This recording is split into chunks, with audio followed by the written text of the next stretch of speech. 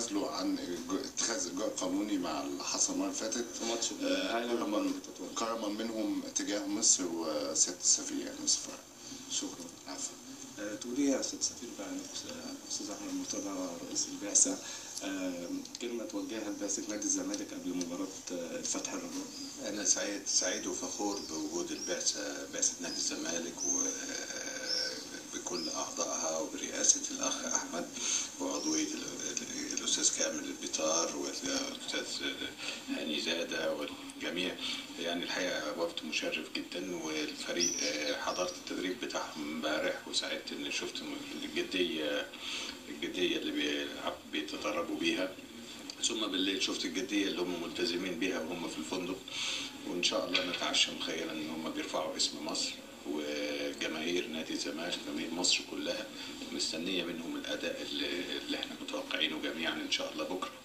وظروف هنا مهيئه جدا، لان زي ما الاخ احمد قال المغرب دوله شقيقه بمعنى الكلمه، دوله بيحس فيها كل مصري بالترحيب.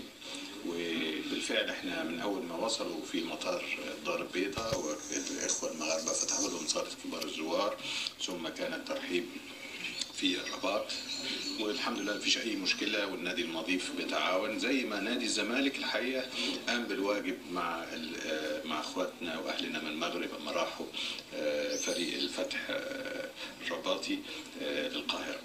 والنهارده احنا كلنا مستنيين النتيجه بقى اللي في القاهره ايضا، ان شاء الله تبقى برضو دفعه لنا المباراة العودة بتاعت الأهلي مع المغرب التطواني، وبكرة إن شاء الله المباراة بتاعت الزمالك مع فريق الرباطي إن شاء الله. وجود الزمالك والأهلي في خلال 15 يوم في المغرب شكل لك ضغوط بسبب بعض المشاكل اللي حصلت في ماتش؟ لا مفيش مشاكل. وجود النوادي المصرية والمنتخبات المصرية في كل الألعاب ده حاجة بتبقى مصدر فخر لأي سفارة، بتخليها دايما بتزهو وتعرف